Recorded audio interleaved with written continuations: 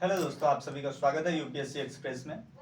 जैसा कि आप सभी जानते हैं, प्रत्येक वर्ष 26 जनवरी को गणतंत्र दिवस मनाया जाता है। जी हाँ, रिपब्लिक डे कहें तो। प्रत्येक वर्ष कोई ना कोई मुख्य अतिथि जरूर हमारे देश आते हैं और इस वर्ष भी 26 जनवरी 2023 को चीफ गेस्ट आने वाले हैं। कुछ वर्षों से चीफ गेस्ट नहीं आ पा रहे थे क्योंकि इसका रीजन आप सभी जानते ही होंगे, कोविड-19। जी हाँ, कोरोना के कारण नहीं आ पाए थे। तो इस वर्ष मुख्य अतिथि के रूप में भारत में आने वाले हैं इजिप्ट। देख पा रहे होंगे यहाँ पर, इजिप्ट एक देश है। भारत, जैसा कि आप सभी को मालूम ही होगा, दक्षिण एशिया का महत्वपूर्ण देश है। और यहाँ पर इजिप्ट, ठीक है, इजिप्ट जो देश है, इसी के राष्ट्रपति जो है भारत में आने वाले हैं। जी हाँ, इजिप्ट, जैसा कि पता ही होगा, भारत में आबादी लगभग 130 करोड़ के आसपास है। अगर 2011 की जनगणना के अनुसार से बात करें तो 121 करोड़ के आसपास है, लेकिन 2021 की जनगणना अभी तक नहीं हो पाई है। ठीक है, तो यहाँ बात करते हैं इजिप्ट, जिसको हिंदी में मिस्र भी कहा जाता है। यहाँ की आबादी 10 करोड़ 93 लाख है। और यहाँ पर करेंसी की बात करें, पौंड चलता है, जिसमें मार्च 2022 से लगभग 50% की गिरावट आ चुकी है। ठीक है, और यदि बात करें राष्ट्रपति जो अब्दुल फतह अल सीसी हैं मिस्र के, ये पहली बार आ रहे हैं। मतलब कहने का मतलब पहली बार कोई मिस्र का राष्ट्रपति भारत में आ रहा है और ये छठे मिस्र के राष्ट्रपति हैं और 2014 से अभी तक पद पे बने हुए हैं। इजिप्ट क्यों महत्वपूर्ण है हमारे लिए, इसको जानना बहुत ही महत्वपूर्ण है। जैसा कि आप सभी को पता ही होगा, OIC, organisation of Islamic cooperation, इसका अभिन्न हिस्सा है इजिप्ट। मुस्लिम संगठनों का देशों का एक संगठन है। और मिस्र जो महत्वपूर्ण भूमिका अदा करता है यहाँ पर, सुएज नहर जो आप देख पा रहे होंगे, जो कनेक्ट करता है भारतीय उपमहाद्वीप को यूरोप के साथ। तो जितना भी शिपमेंट मूवमेंट होता है सब यहीं से होता है। तो यहाँ पर सुएज नहर है। ठीक है, 1869 में ये नहर खुला था, याद होना चाहिए आप सभी को। तो यहाँ पर भूमध्य सागर है और भूमध्य सागर जो है उसी के आसपास आप देखते हैं साइप्रस कंट्री है और यहाँ पर तुर्की है। और तुर्की का नाम बदल के तुर्कय हो गया है।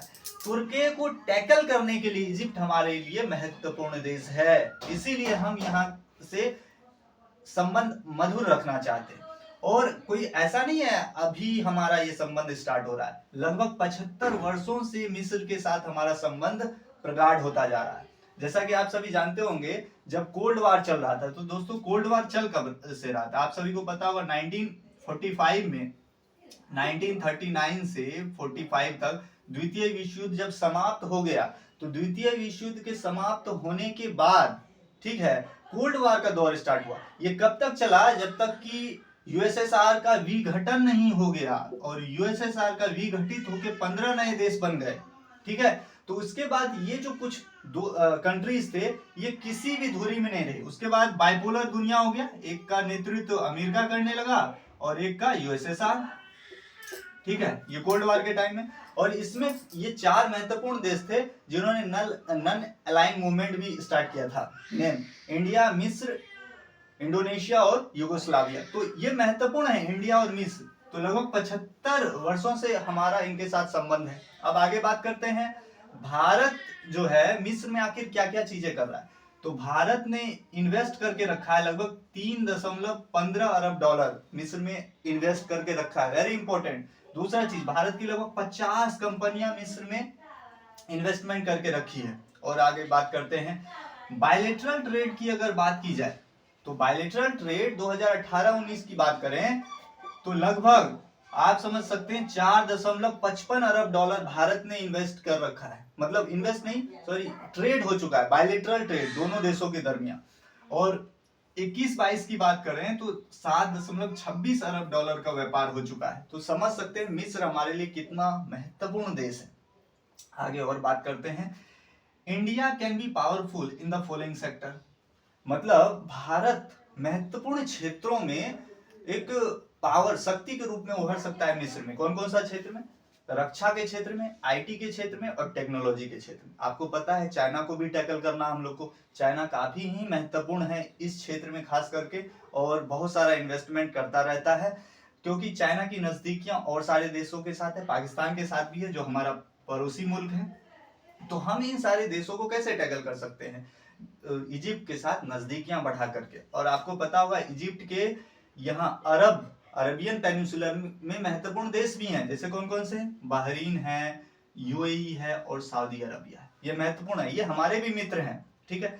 और भूमध्य सागर से तो मैंने बता ही दिया, उससे नजदीकियां हैं। और लाल सागर होते हुए यहाँ पर ये हॉर्न ऑफ अफ्रीका है, इधर से होते हुए जाते हैं, ठीक है, इजिप्ट। अब बात करते हैं आखिर इजिप्ट जो है इसमें क्राइसिस क्या चल रही है। इजिप्ट में बहुत सारे क्राइसिस चल रही है, जैसे आर्थिक आप कह सकते हैं पटल पर मिस्र की स्थिति डवाडोल है। मिस्र में इन्फ्लेशन 25% जा चुका है।